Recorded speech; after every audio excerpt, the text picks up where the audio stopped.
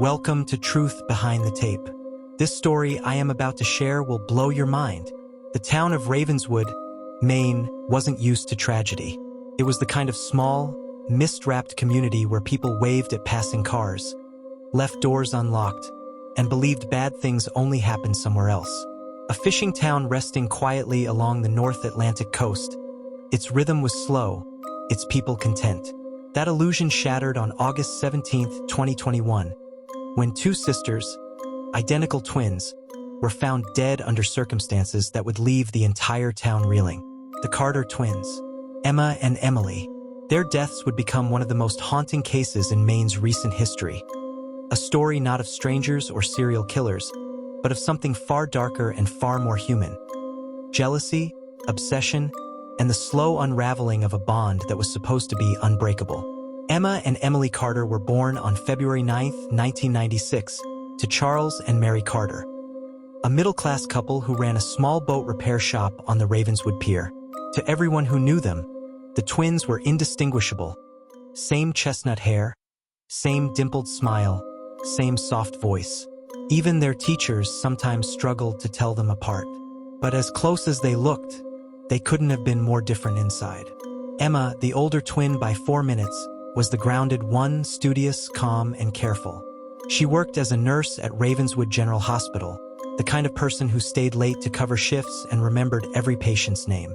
Emily, on the other hand, was the free spirit. She worked part-time at a local cafe, painted in her spare time, and dreamed of moving to New York. She was wild, unpredictable, and sometimes impulsive. Yet, despite their differences, they were inseparable. They shared a small cottage near the pier, their childhood home, after their parents retired to Florida. Every morning they had coffee together. Every Sunday they drove to church. And every night, one could hear them talking through the thin walls until they both drifted off to sleep. To the outside world, they were the picture of sisterly love, the kind that only twins could understand. But those closest to them began to notice cracks forming. The first signs came quietly, small things that seemed harmless at the time. Friends remembered how Emily would sometimes mock Emma's long hospital shifts. "She's always tired," she once told a coworker at the cafe. "All she does is work and worry. I don't even think she's living anymore." Emma, for her part, had started confiding in a friend from the hospital, Grace Mullen, about her growing frustration.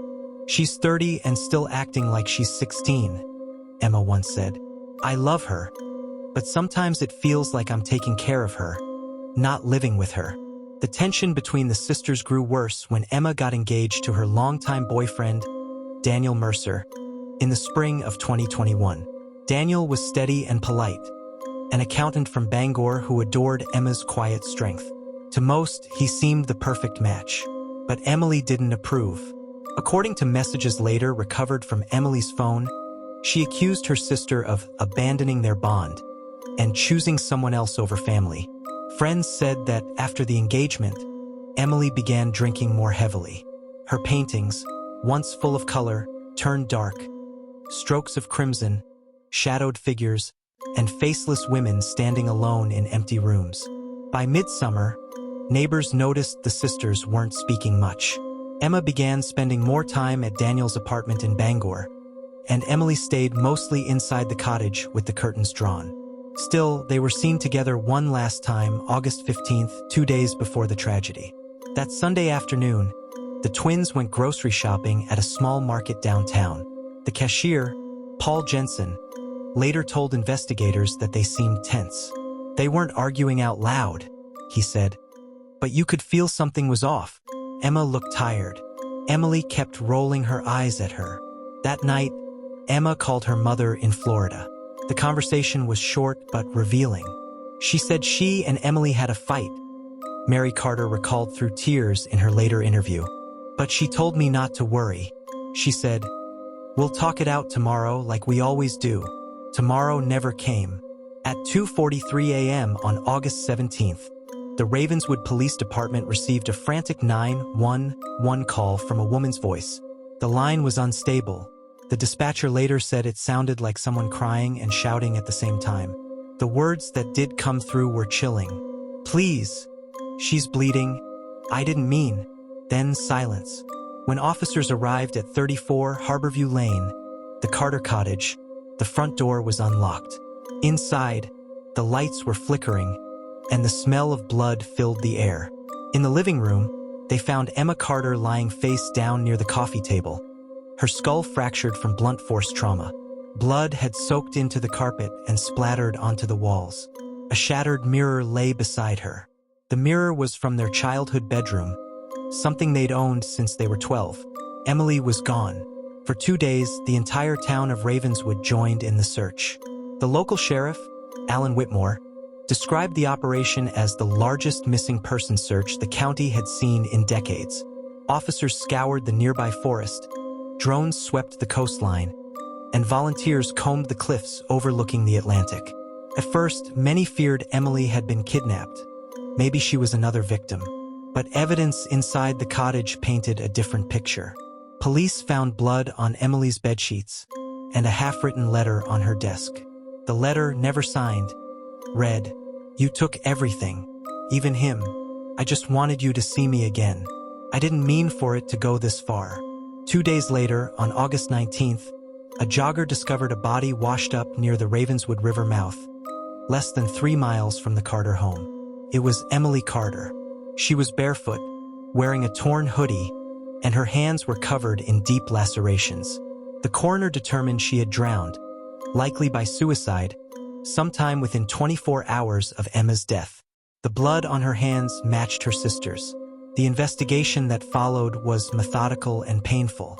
Detectives reconstructed the final hours of the twins' lives through phone records, witness statements, and forensic evidence. They discovered that Emma had returned to the cottage late that night, around 11:30 p.m., after a tense evening with Daniel. She had reportedly gone home to make peace with her sister before leaving for Bangor the next day. At 12:10 a.m., a neighbor, Cynthia Lowe, heard shouting. It sounded like a fight, but not the kind you call the police for. It sounded personal, like someone trying to talk sense into the other, she told investigators. The coroner placed Emma's time of death between 1 o'clock and 2 a.m. The blood spatter analysis suggested Emily had struck her sister at least twice, the first blow stunning her, the second fatal. But the physical evidence also showed signs of a struggle. Bruising on Emily's arms indicated that Emma had fought back, perhaps even tried to defend herself. There was no sign of forced entry, no robbery, no outside DNA. Everything pointed to Emily.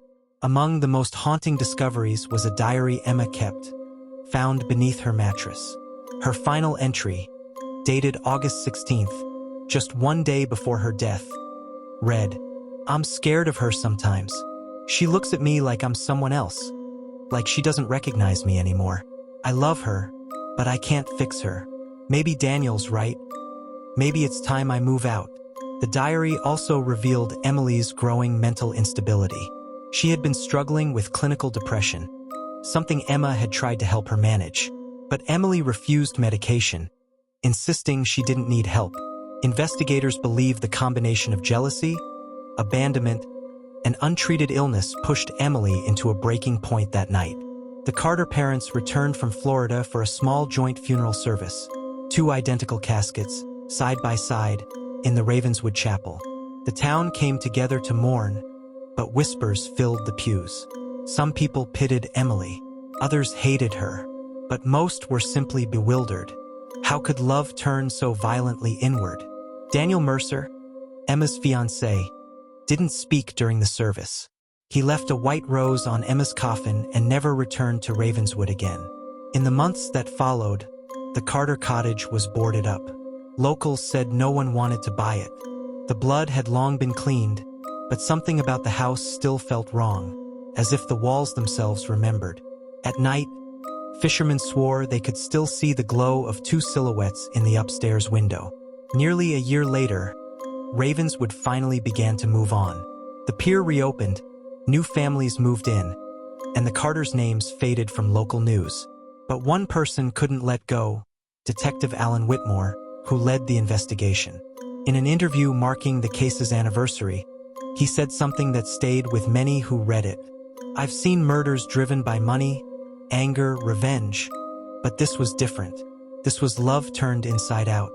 One half of a whole couldn't live without the other, so she made sure neither would. Psychologists later analyzed the case, calling it a rare instance of mirror delusion, where one twin's identity becomes so entangled with the other's that separation feels like death itself. In the end, Emily may not have seen herself as killing her sister, but rather destroying the version of herself she could never be. The twin murders remain a grim reminder of how fragile human connection can be, even between those who share the same face, the same blood, the same beginning. What began as a story of two inseparable sisters ended as a tragedy that still echoes through Ravenswood's fog-covered streets. Every February 9th, the day the twins were born, locals leave 2 candles on the pier. One burns bright and steady, the other flickers, struggling against the wind. And as the waves crash below, it's hard not to think about that haunting question. If twins share one soul, what happens when that soul turns against itself? Subscribe to Truth Behind the Tape for more interesting stories.